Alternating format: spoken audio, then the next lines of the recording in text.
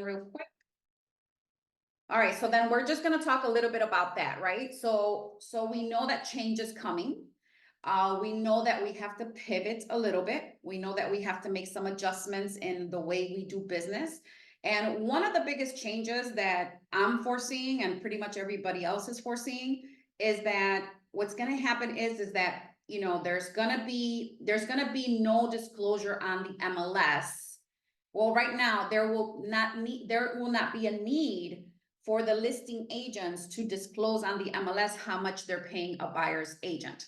So now you're going to be seeing on the MLS a lot of zero compensation to the buyer's agent, or the MLS is probably just going to remove that section altogether, or they're just going to make it where now you can put zero. Before, you had to put something on there in order for you to be able to proceed with your listing.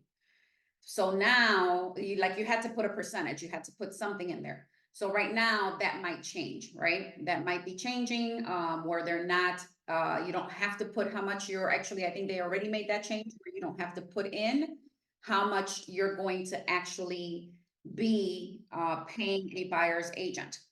So what does that mean to us as realtors? You know, and I'm just going to give you my personal opinion because I've been watching it and seeing the things coming, is really that we need to change how we do business, right? We've been talking about making sure that you use an exclusive buyer agreement. Like, I will not work with a buyer unless I have that signed. Why? Because buyers are liars, as they say, right? And sometimes they'll start working with you and you go out of your way and you show them houses and you do this and you do this. And then all of a sudden they go and buy a house with someone else.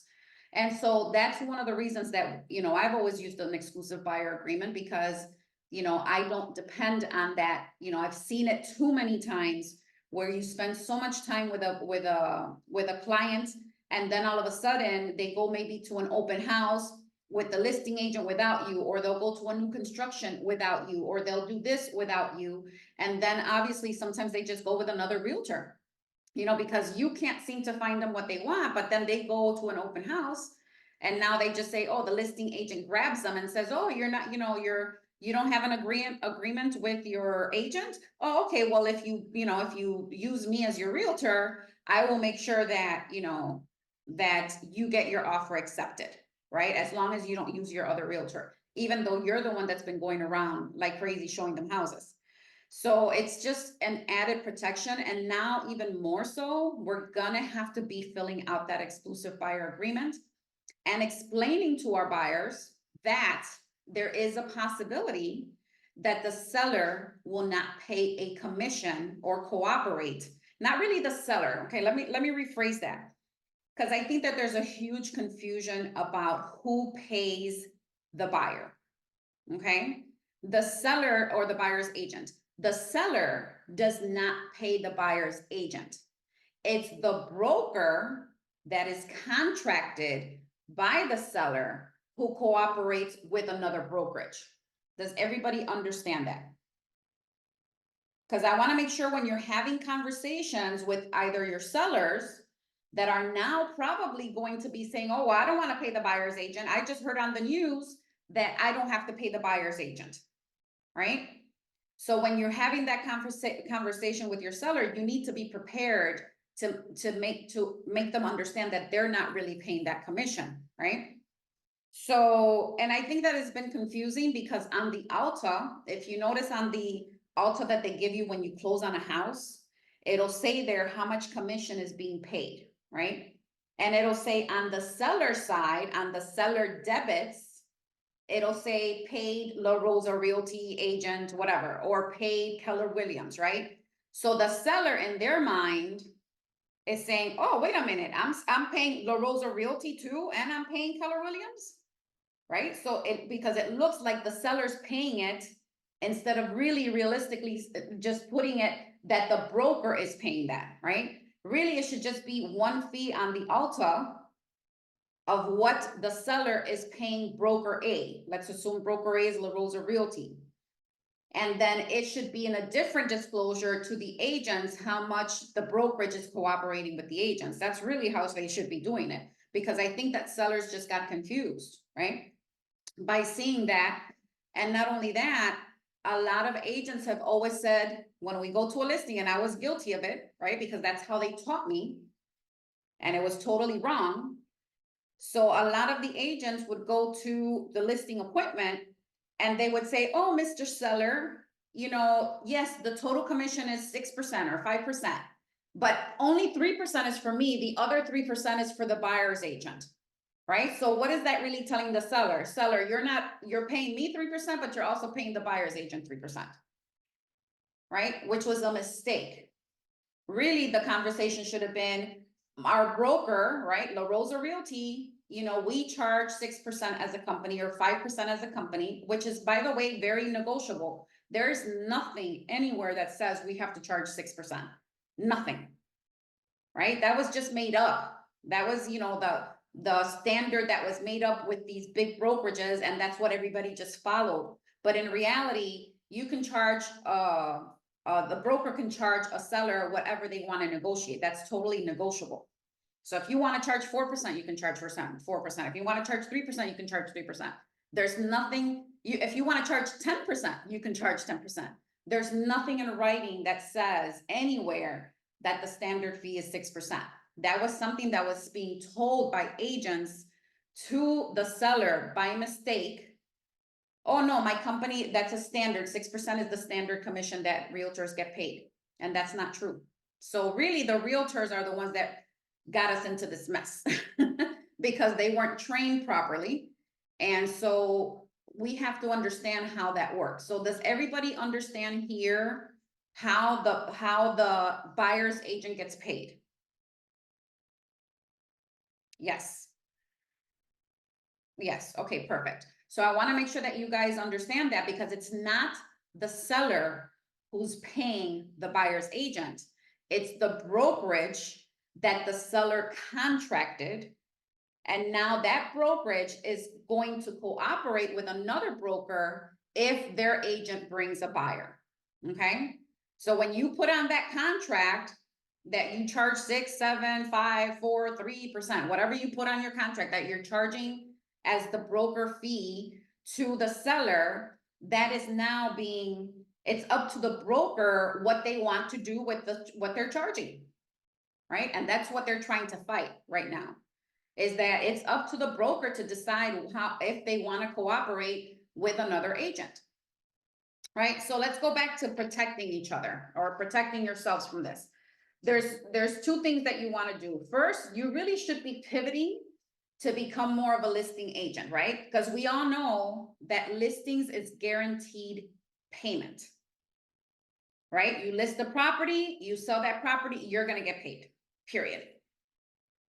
When you're a buyer's agent, you possibly won't get paid, right? Unless you have that exclusive buyer agreement and your buyer is willing to pay that commission if the seller of the house that they want doesn't want to cooperate, or the broker that the listing agent or the seller is using doesn't want to cooperate with another brokerage. So if they don't want to cooperate, which is going to happen, guys, so just be prepared. There's going to be some agents who are going to be very greedy and they're not going to want to cooperate with other agents. I'm going to use Puerto Rico, for example, right? So Puerto Rico, you don't have to cooperate with other agents, right? There's nothing in the law here that you have to pay someone else, right? Or that you have to pay another agent to help you sell the house.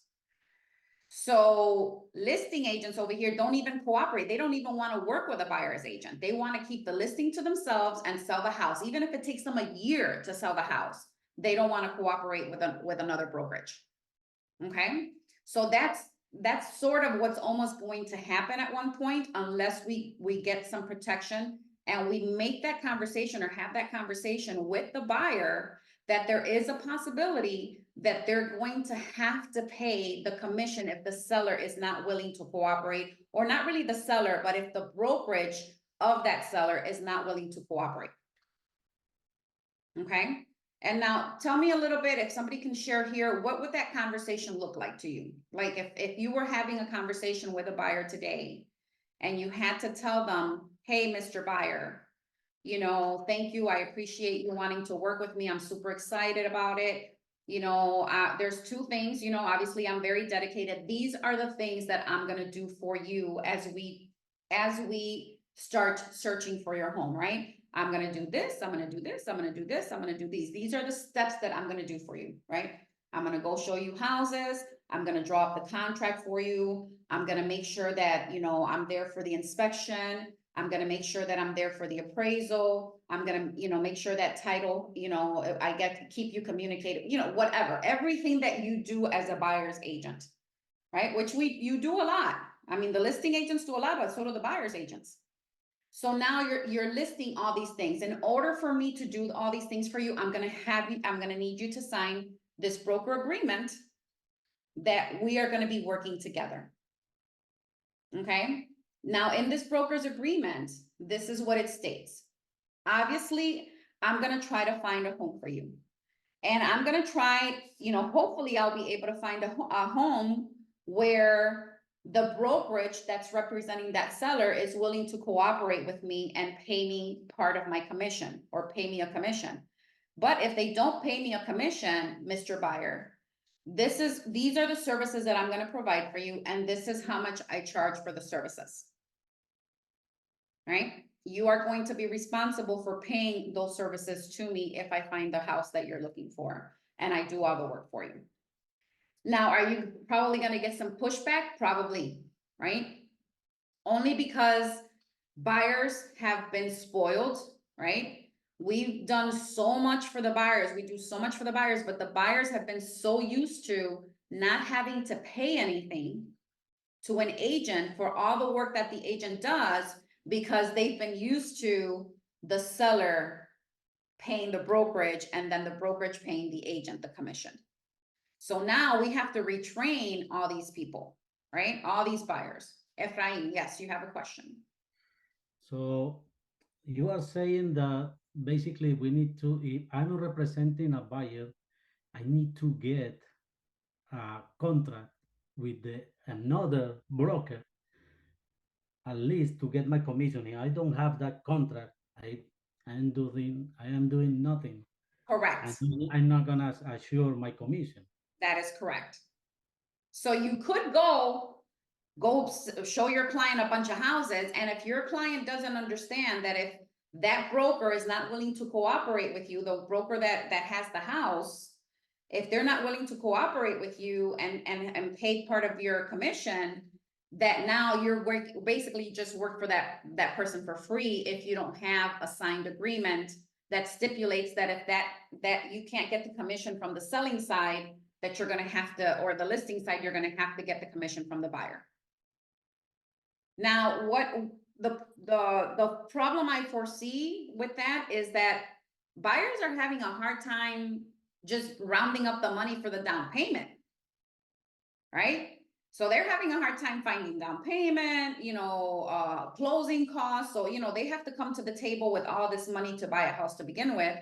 But now they're going to probably have to come up with the commission to pay the buyer's agent as well. So now they're going to need more money down, right? So how can we oversee this? So when you sit down with a buyer, there is obviously the Red Door Title app or the Celebration app or whatever, where you can do a buyer's net sheet, right? So there's a spot where you can do a buyer's net sheet, and you can share approximately what that buyer is going to need for down payment and closing costs, depending on what type of loan they have or what their closing costs are going to be. You can add your commission to that net sheet and tell your buyer, okay, if you qualify for $350,000, this is what your closing costs are going to be, including my commission. So when you do that net sheet, you add your commission to that net sheet. So now instead of them needing maybe $15,000, they might need $20,000 to pay your commission, right? And their closing costs. So we're just going to have to get very educated and watch the trainings that we're gonna be having, because we're gonna be having a lot of trainings on what's the ways around this whole situation, so that you can get paid as a buyer's agent, right? But you also wanna make sure that you're starting to pivot a little bit towards listings, because listings, you are guaranteed some sort of a compensation, where right now with buyers, you're risking that compensation. Now, are there gonna be brokers who are still going to cooperate with buyer's agent? Absolutely. There's gonna be brokers, like La Rosa still wants to cooperate. We wanna make sure that we can cooperate with a buyer's agent, because at the end of the day, the buyers are usually the ones that brings us the sellers. I mean, the buyers, right? If I'm a listing agent and I have a listing, I wanna make sure that I can cooperate with Kayla if Kayla brings me a buyer, because I know that Kayla is working with buyers. I'm not working with buyers. I might not have a buyer for my listing, but maybe Kayla has one, maybe Efrain has one, maybe Dolores has one for me. I'm gonna wanna cooperate with them regardless, right? And we're still gonna push as a company to cooperate with the buyer's agent, because that is the right thing to do at the end, right? But as buyer's agents, you're gonna come across some brokerages and some agents who are not gonna wanna pay commission. They're gonna wanna keep whatever they're charging the seller. The other thing that's gonna happen maybe is now the sellers are hearing all this craziness on the media, and now they're gonna be like, well, I don't wanna pay 6%. I heard I don't have to pay 6%, right? I wanna pay only 3% for you to list my house. So now we're getting 3% as the listing side. So a lot of these agents are gonna say, well, frick it, I'm with I'm not sharing my 3% with a buyer's agent. But then are you really doing a service to that seller? You're not, right? So now we have to educate the sellers. That's fine, Mr. Seller, you wanna do 3%? I'll charge you 3%. I don't have a problem charging you 3%. But I can guarantee that your house is gonna sit on the market for a whole lot longer, because you're not helping me cooperate with another buyer's agent that might bring the buyer to your house. So now your pool of buyers went from thousands of buyers to maybe 3 or 4 buyers, right? Because now it's like almost you putting the house for sale by owner. You're not gonna get agents bringing their buyers if there's no commission involved or no compensation involved. So the exclusive buyer agreement is really, really important. Who here does not know how to fill out an exclusive buyer agreement? Raise your hands if you don't, or unmute yourself if you don't. Everybody here knows how to fill out an exclusive buyer agreement. Efrain, you know how to fill one out? Yes, I feel it a couple. Yeah. An exclusive buyer agreement? Yep. And Kayla, you've already filled one out? Well, I have filled it out, but probably by my next transactions, I'm probably gonna need a refresher on it. Yes. Sure. So I was gonna share it here, but I don't wanna share it if you guys already know how to fill it out more or less. I do have a recording that I did that walks you step by step, which I will share it in the chat. Step by step on how to fill out an exclusive buyer agreement. But I want you to make sure that you're actually using those agreements if you're working with buyers. If they do not want to sign that agreement, I suggest that you walk away, because no matter what agent, as if the agents are being educated and they know what's going on, every single agent is gonna ask them to fill out that exclusive buyer agreement, because they're gonna wanna be protected. Okay? So, yes, Lester. I have a question. Should we add like some type of language to that contract that can help us or something? Well, no, if you use the exclusive buyer agreements, there's a contract that's called the exclusive buyer agreement. I'll share with the Right. screen real quick so that you can see it. That Right. one, all the verbiage is already in there that you need. That protects. So we don't have to add anything to it. You don't have to add anything. All the Okay. verbiage is already in there that you can use. Okay. And you'll be able to go ahead and just fill it out. So watch the video, and when you get to it, just save the video recording. So when you do have one that you need to fill out, you just go to the recording and just fill it out according to the recording, okay? Okay. Of course, Thank if you. you have any questions, you can always call me. But I Thank wanna make sure that you guys are using this exclusive buyer agreement. Now, there's a bunch of exclusive buyer agreements under the Florida forms. I wanna make sure that you guys are filling out the correct one. Okay, so if I go to, let me just go to .loop real quick so that you guys can see that there's a few. Let me just share my screen. Because there's a few there and it's kind of confusing, so I want to make sure that you guys are using the right one. So when you do the search, I just downloaded all of them so you guys can see all of them. But when you do the search for the exclusive buyer, just type in exclusive and all those exclusive buyer agreements should show up. So when they show up, you have 1, 2, 3, I think there's 4. I think there's 4. Transaction, relationship, single agent, transaction agent. Okay, no, there's 5 of them, okay? So I want you to make sure that you download the right one. So look at this one. When you highlight it over there, it says exclusive buyer brokerage agreement, consent to transition to transaction broker, okay? We are all transaction brokers. So it's not this one, okay? It's not the one that says transition to transaction broker because we are already transaction brokers. We're not single agents, okay? This one says, exclusive buyer brokerage agreement, no brokerage relationship. Okay, so this one is not it. This is for a buyer's agreement that where the person who's getting paid the commission does not really represent a brokerage. Okay, so it's not that one. It's not this one that says single agent because we don't work in Florida as single agents. Okay, so it's not that one. And it's this one, exclusive buyer agreement transaction broker, because we are transaction brokers. So make sure that you write this down. It's the one that is EBBA-6TB. That's the form. So make sure that that's the form that you're filling out. The exclusive buyer brokerage agreement transaction broker. Okay, and that's the form. So that way, when you're looking for it, that you're actually downloading the right one, okay? Show us, All please, right. the last one, what it says.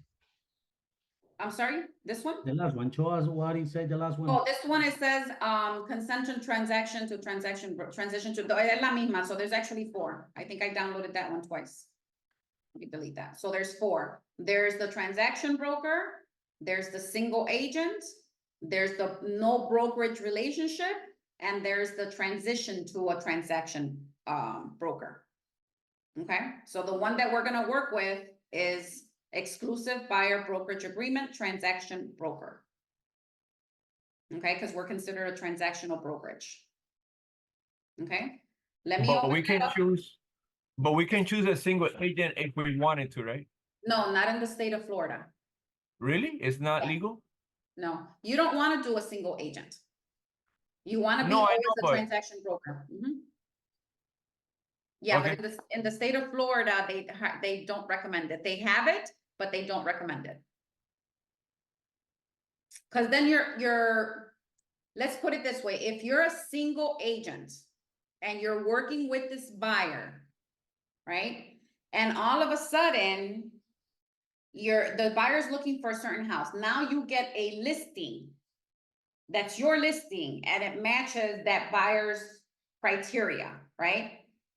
Now, your responsibility as a single agent is to the buyer. You cannot basically represent both your seller and your buyer in that transaction. So the only way that you can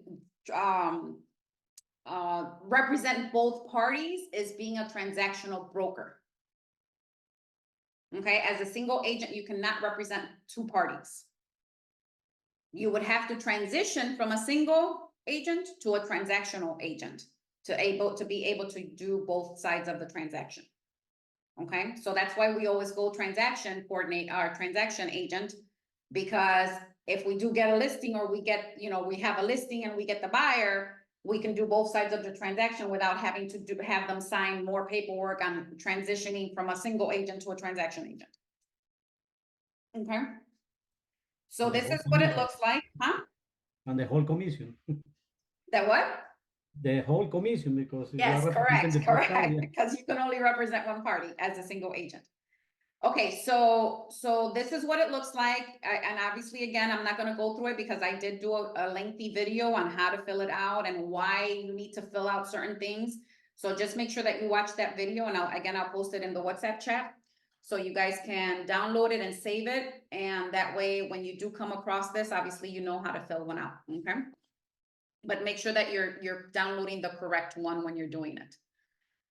And what else? So let's talk about transitioning over to a listing agent, right? Because the other things that I see that might happen, again, this is all just things that I think might happen, is if we don't have to, if the MLS decides that now there's no compensation, right? That they don't have to put compensation to the buyer's agent, right? And you're gonna see that as you're going through the properties, right, on the MLS, you're gonna see, if you scroll down to how much commission they're paying, you're gonna see some of them are saying 0. Or some of them are saying 0.5%, or maybe 1%, or some of them are just saying $1, right? Not 1%, you gotta be careful. Some of them are saying $1, it's not 1%. So you gotta be very careful, right? Now, does that mean that you don't send that listing to your client? No. That's why you have to make sure that you have that exclusive buyer agreement. And that they understand that if they want to see that house and there's no compensation being given from the other brokerage, that they're going to be responsible for your compensation. Okay? So, but it is still your obligation and your fiduciary duty not send them that listing just because it says 0 commission. Okay? Because you are representing that buyer and it's your duty to go ahead and show them whatever falls in the criteria that they want.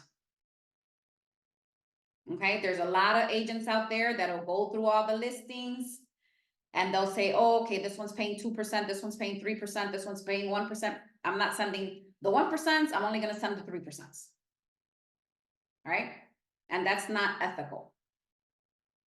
So you have to make sure that you send them whatever listings are available, whether they're paying compensation or not.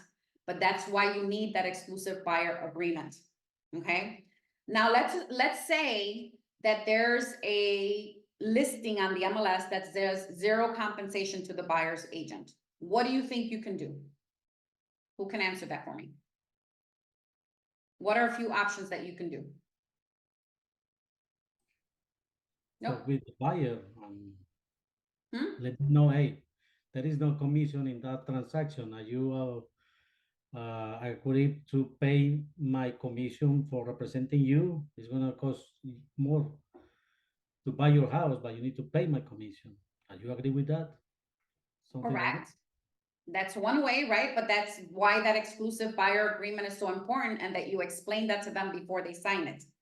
Okay? Because if they don't want to sign it, then you don't want to work with them because you're risking not getting paid. And now you're driving around showing these properties and you're not getting paid for your work. Okay?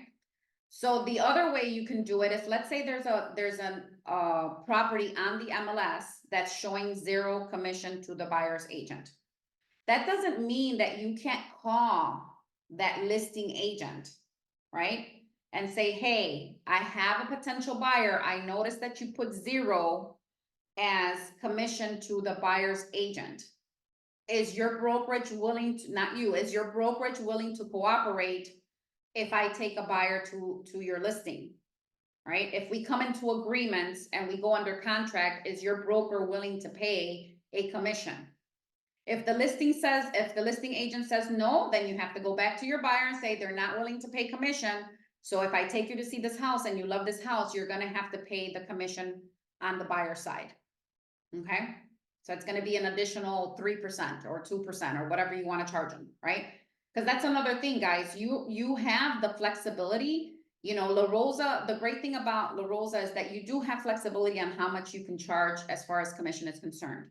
Obviously, if you're in coaching, you want to make sure, you have to remember that the coaching comes off the top, right? So if you're only charging 1% minus your coaching fee, you're going to get, very little. So you have to make sure that you negotiate your commission to where you're calculating that percentage that's being taken out for your coaching. Now, once you get to 100% commission, then that's a different story, right? Because now, it's a little different. You can negotiate a little bit more. My advice is if you can avoid negotiating down your commission, avoid negotiating down at your commission, because you work hard, right? You work hard for your money. Whether people see it or they don't see it, we do work hard for our money, right? I just had a listing that literally it took me a year to sell. And actually I have Evelyn here that can contest to that because she helped me with it. I had it listed for almost a year, and this seller was just unbelievable, right? There was a lot of stuff. I mean, I had to do so much stuff for this listing, and Evelyn had to help me with a lot of it, so it was very difficult, and I lasted a year. I was working on this listing for a year, so for me to reduce my commission, was no, I'm not going to reduce my commission because I've been working with you for a whole year, back and forth, this and that, landscaping and calling Evelyn, hey, can you get me a landscaper? Hey, I need a handyman. Hey, I need, like we were basically doing the property management for her the past year. So, we do a lot of work. So I don't want you guys to cut your commission short, and feel that you don't deserve your commission, because it's not true. Okay. So now you're having those conversations. So let's say you call that listing agent and the listings agent says, yes, we are willing to cooperate. Perfect. I'm going to send over a commission agreement. There is a commission agreement that's in the templates. Okay. I think it shows up in the buyer's template. Maybe it might show up in the buyer's template. It might even show up in the seller's template, but there should be a form that's called commission agreement. So you can send that commission agreement to that listing agent and say, okay, I'm going to go ahead and send the commission agreement. Can you have your broker sign off on how much commission, they're willing to cooperate with? So I might put 0, right, on the MLS, but still I might, if you bring me a buyer, I might say, okay, well, I'll pay you 1% if you want to bring me the buyer, or I'll pay you 2% if you bring me a buyer, right? So if that's the case, then you need to have a commission agreement signed by both brokerages, right? You have to have them, not the listing agent, the broker has to sign that commission agreement. Okay, unless it's within La Rosa. If it's within La Rosa, you both parties can sign the commission agreement. But if it's La Rosa and Keller Williams, or La Rosa or EXP, or La Rosa and whatever, the brokers have to agree to that commission split. And once you have that commission agreement signed, then that kind of guarantees that you're going to get paid that commission that you agreed upon. Okay. And then you can charge the buyer the difference, because on that commission agreement, it states, let's say Teresa will charge you 3% if the seller doesn't pay me my 3%. But if the seller pays me 2%, basically you're only paying me 1%, right? So now if the seller decides to say, okay, no, I'll pay you 2%, or the broker for that seller, I'll pay you 2% commission, then you can decide whether you want to charge that extra 1% to your buyer or not. Okay? Does everybody understand that? Yes? Okay, Lester, you had a question? Yes, I have a question. That agreement that you're talking about is the same agreement that you would take to the for sale by owners? The commission agreement, yes. Is that the same one, right? Yes. Okay. Correct. So if you have a buyer, I mean, you might, believe it or not, you might be better off going straight to a buyer. I mean, to a for sale by owner, right? Because now you can call that for sale by owner. If it fits the criteria of your buyer, right? And you see a for sale by owner on Zillow and the house matches what your buyer's looking for, you can call that for sale by owner and say, hey, Mr. Owner, I have a buyer who's interested in looking at your house. Are you paying commission? Right? Most for sale by owners will pay some commission to a buyer's agent. They're not willing to pay it to a listing agent, but they're willing to pay it to a buyer's agent. That's where all this confusion, right? So I'm representing you, Mr. Seller. I'm going to do all the work to market your property. I'm going to do this, but you don't want to pay me. As the listing agent, you don't want to pay me. But Efrain comes with a buyer and he's willing to pay Efrain, right? And Efrain just basically brought the buyer. He didn't do any work. He just brought the buyer.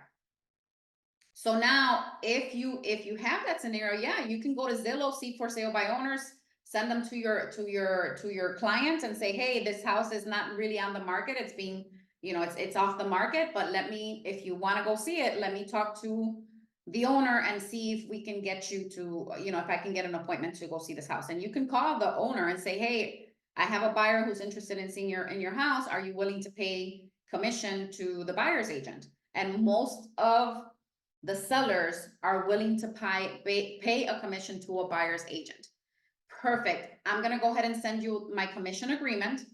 So that way, if my buyer does decide to buy that home, this is the commission agreement that we agreed to. If you can sign that for me, and then the for sale by owner can sign that, the seller can sign that agreement, and then you sign it. And that's your commission agreement. Yes, Efrain.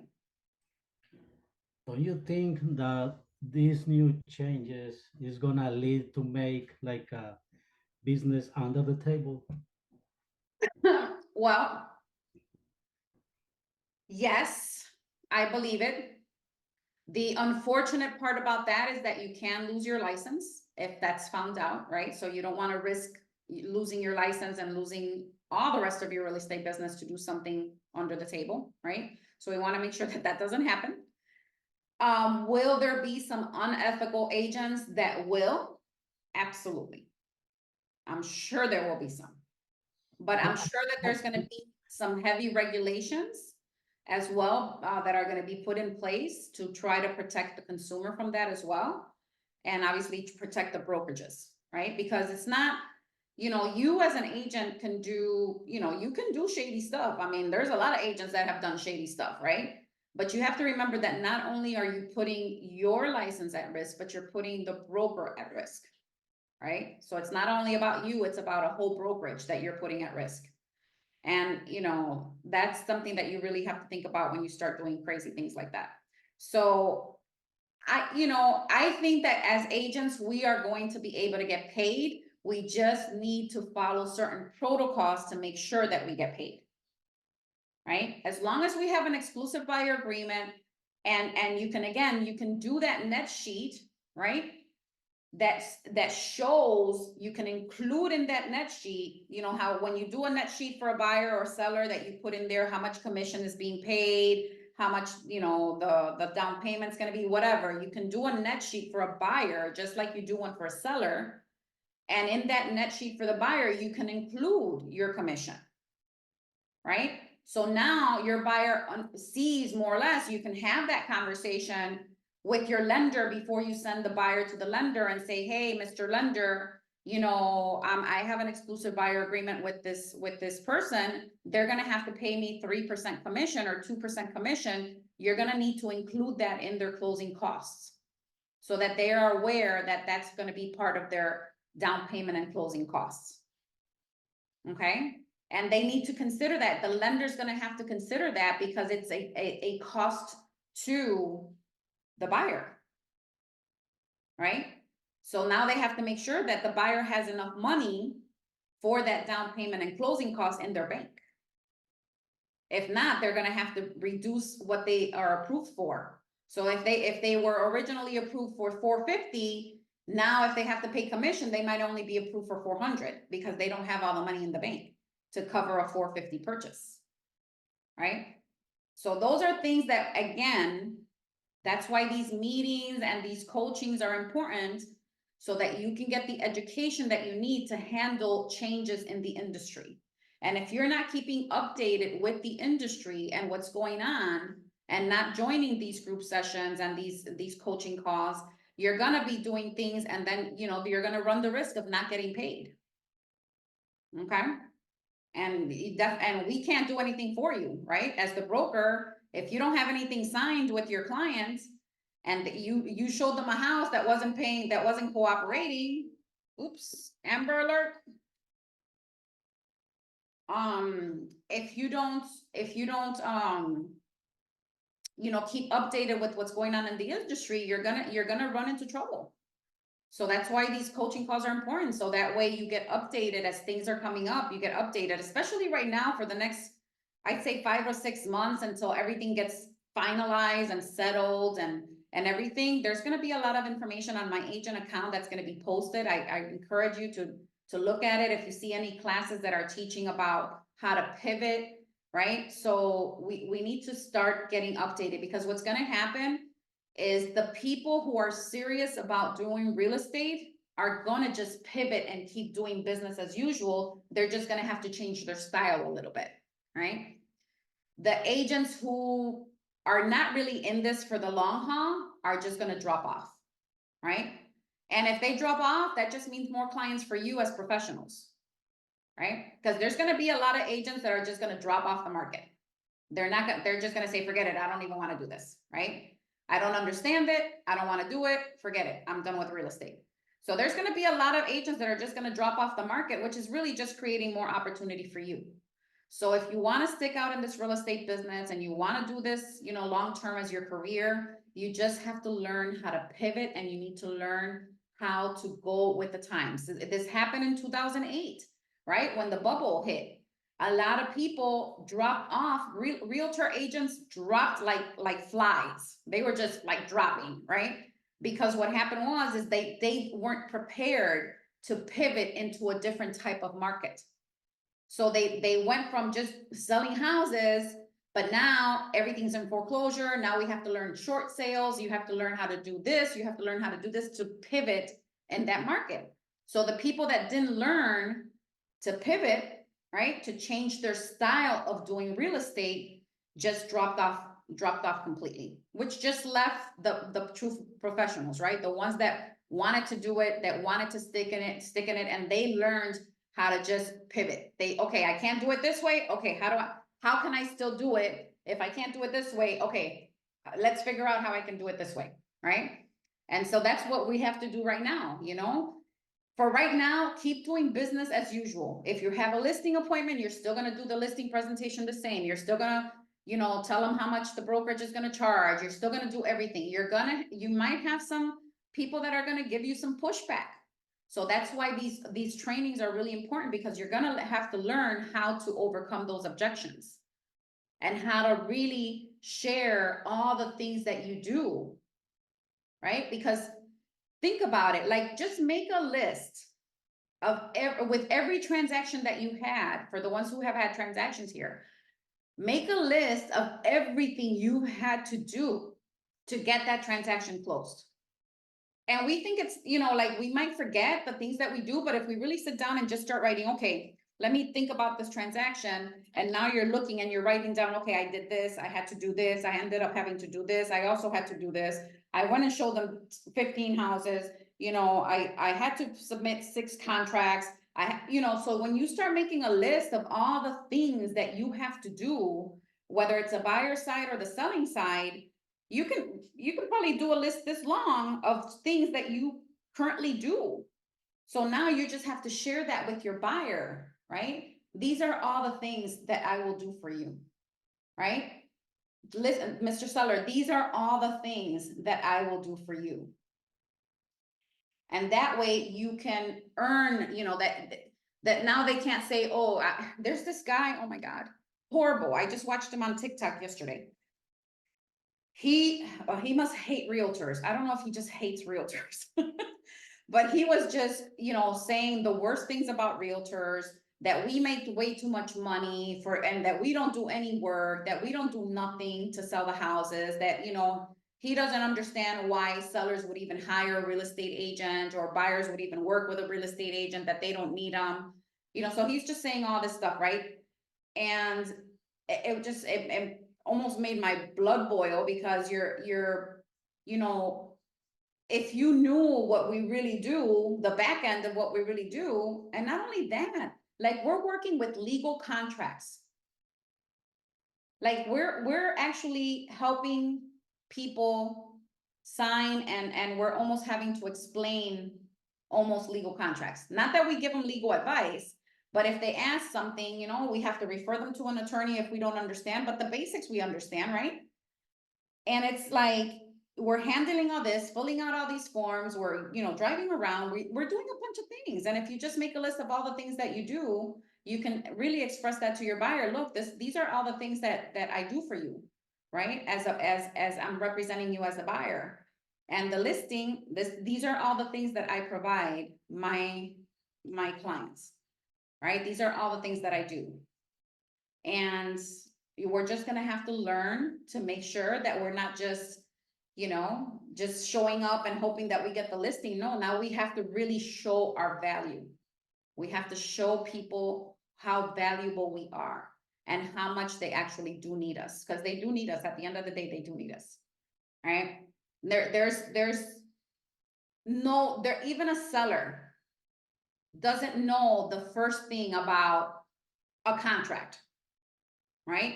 They're still gonna have to pay an attorney to get the contract done for them. They're still gonna have to pay, an attorney to do the title. They're still gonna have to, figure out about the appraisal and understanding the appraisal and understanding negotiations. And there's a lot of things that most people don't know how to do.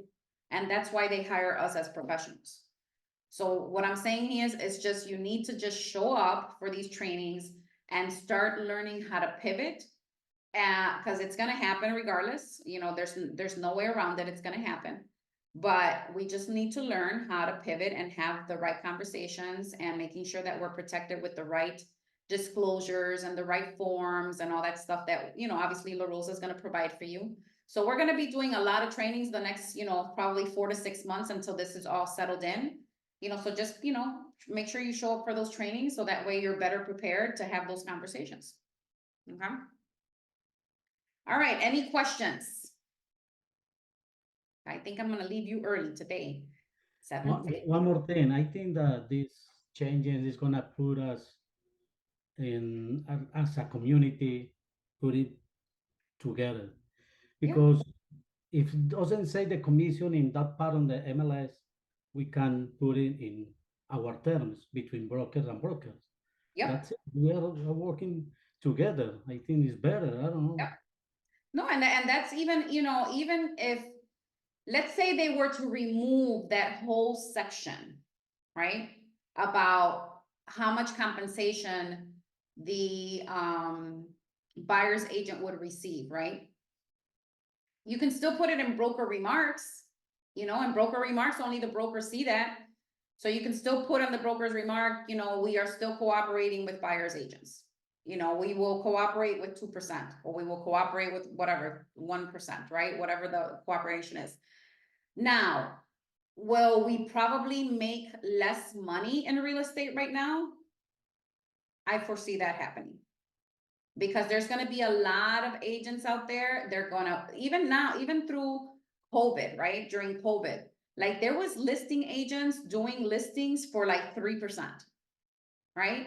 Giving the buyer's agent 1% and keeping 2%, or doing 1.5 and 1.5 because the houses were selling like hotcakes, so they didn't care, the more they sold, the better for them, right? So they were charging really low commissions, which really hurt, the whole market in a whole, right? Now this whole thing is even, worse, because now the sellers are hearing all this crazy information, right? So now we have to educate them even more on why they need to pay a commission to a buyer's agent, or why they need to pay the broker a certain amount, and why the brokerage should be able to cooperate with a buyer's agent. I think that on the Alta, it's probably going to change somehow, and the Alta is going to change where it doesn't say that the seller debit is paying La Rosa and Keller Williams, or La Rosa and EXP, right? Because I think that that's really created a lot of confusion for a lot of the sellers, thinking that they're actually paying, and they're really not. They're paying the brokerage. It's that on the Alta, the title company splits it, and it makes it look like the seller is paying 2 companies instead of 1, right? So hopefully that'll change as well, where they change that altogether. And that way it doesn't look like that, because right now that's exactly what it looks like. If I look at an Alta right now, I just had a closing, exactly what it says. On the seller debits, it says, whatever, $15,000 to La Rosa Realty, $15,000 to, I think, Keller Williams it was, right? So it says, it splits it up, and makes it look like the seller paid two different brokerages. When in reality, the seller only had a contract with La Rosa Realty. Right? So really, I think that the title companies and the way they split that up also hurt the industry. Because that's what it looks like, even though they're only paying one broker and the broker is actually paying, right? So really on the outside should read, debit, let's say $30,000, right? Paid to La Rosa, right? And then somewhere there should be a column where it says broker debit pays to Keller Williams, you know, the other 15 or whatever the case is, right? There should be a different, like the Alta is probably going to be restructured. So that way it doesn't look like the seller is paying two brokerages. Right? Right. But, you know, we live and learn, the industry lives and learns, but in reality, there's nowhere like the attorney said today when he was speaking, that there's nothing, because one of the things was the whole antitrust thing, right? That they were saying that we were price fixing, right? That NAR was basically, you know, that we were price fixing by saying 6% is the standard fee, when in reality, there's nowhere, anywhere that stipulates that 6% was the standard fee. That's just stuff that brokerages made up. And they started charging 6% because, okay, 6%, we split it 3%, right? So they just started saying, and that's, again, the agents who kept saying, oh yeah, Mr. Seller, yeah, it's 6%, because that's the standard commission. 6% is the standard commission, when in reality it isn't, but that's what they were telling the seller. 6% commission, and oh yeah, but it's not 6% for me only, it's 6% for me, I mean 3% for me and 3% for the buyer's agent. Right? I'm sorry, is somebody? Thought I heard somebody, okay. All right, any other questions? Yes, I have one. Uh-huh. Well, it's kind of like a comment and I wanted to give you feedback on it. Okay, I heard that whatever commission agreement you make with the buyer, you know, with the broker, the buyer. Okay, so whatever commission agreement you do, that's how much you're gonna get paid. You're not gonna get paid more. For example, you know how usually new construction offers more, right? Usually they offer 5 or 6 or 7, whatever. Mhm. So let's say you have an agreement with the buyer and it says 3%, but now you go to the new construction. So now I'm confused. I'm actually confused because I don't know how that will handle. I think you would actually only get paid the 3%. How would we navigate that? No. So remember, the exclusive buyer agreement is between you and your buyer. It's not between you, the buyer, and the new construction company. Okay?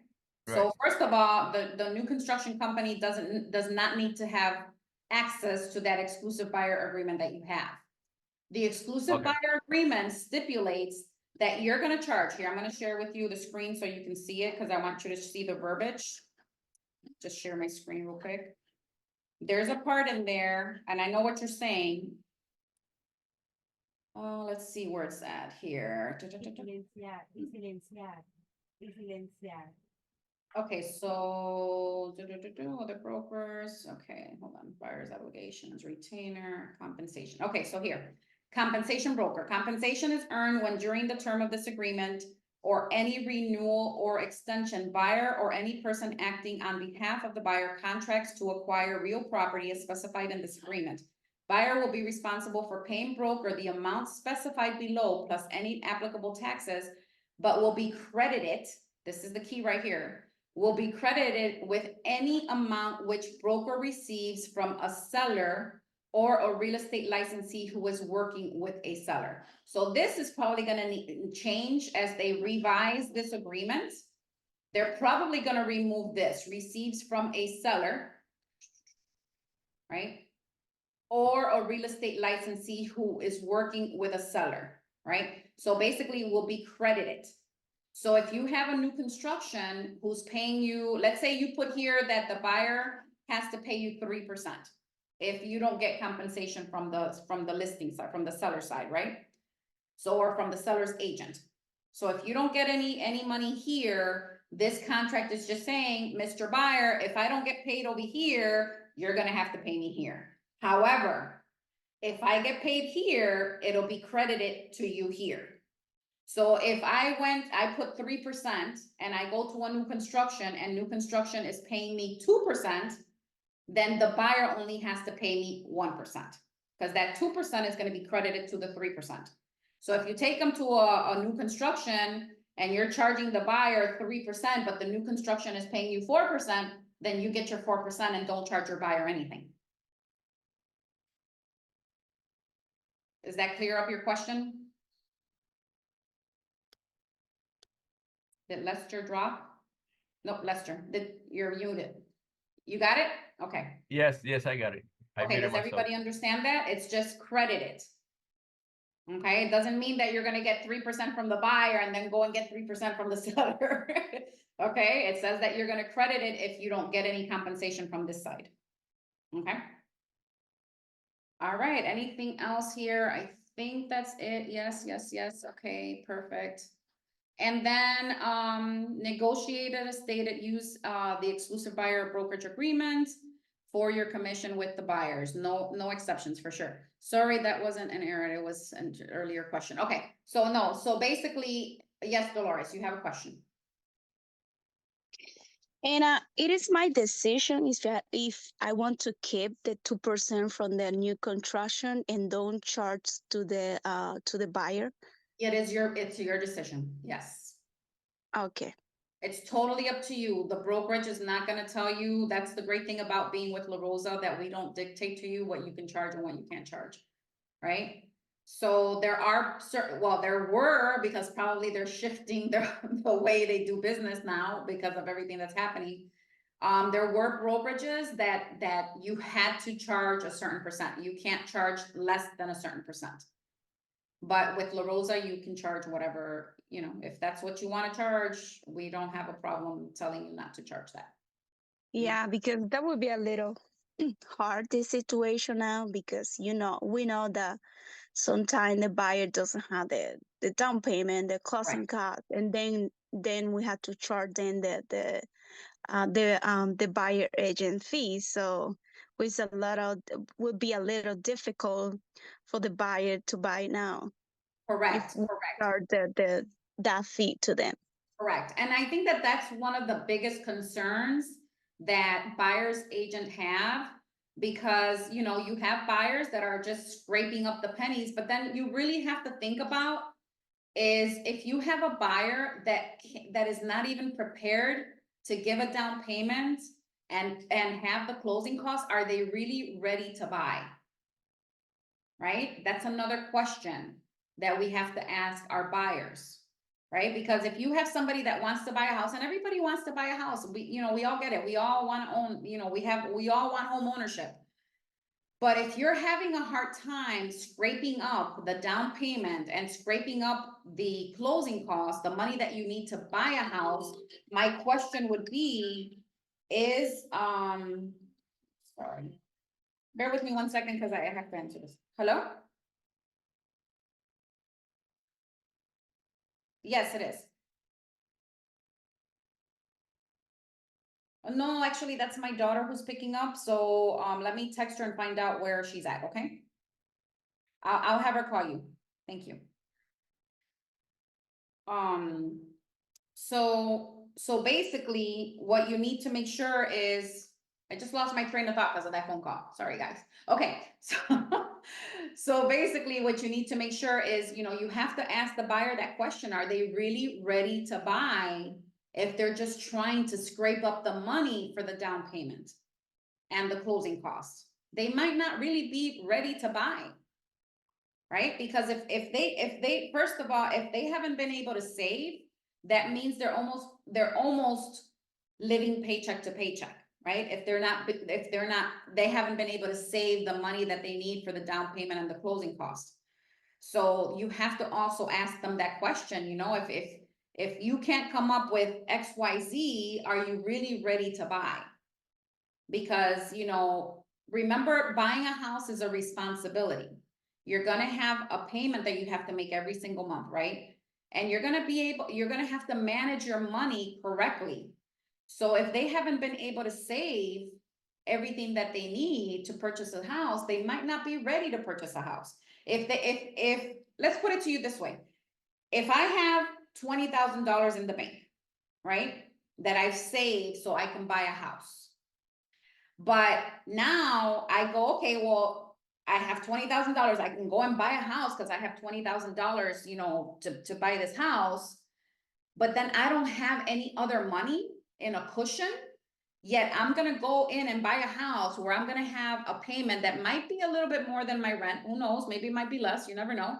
But I'm using all that $20,000 for the down payment because I don't have any extra money. Now I'm getting into a home, right? Now a big responsibility, a home, that now I'm gonna have to pay insurance, I'm gonna have to pay taxes, I'm gonna have to pay for, you know, somebody to mow the lawn if, you know, I need to mow the lawn. You know, there's gonna be more expenses, right? Maybe they went from an apartment where the light was included and the water, and now they have to pay light and water, right? So there's different expenses. So do I really want to take all my $20,000 and give it as a down payment and closing costs and stay with $0 in my bank account just so I can buy a home? Right? So those are the questions that we have to ask the buyer too, right? Are you really prepared to buy a home?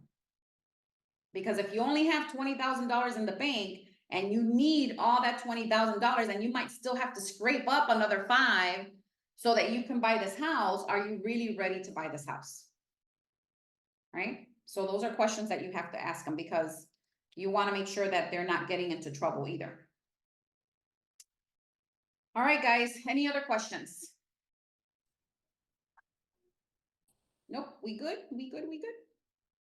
All right, so we are done with this meeting. I'll go ahead, I mean, I am recording it, so I will put it in the coaching group. And let's see, thank you, no other questions. Okay, perfect. All right, Teresa, guys. Teresa, can I stay with you one more minute, please?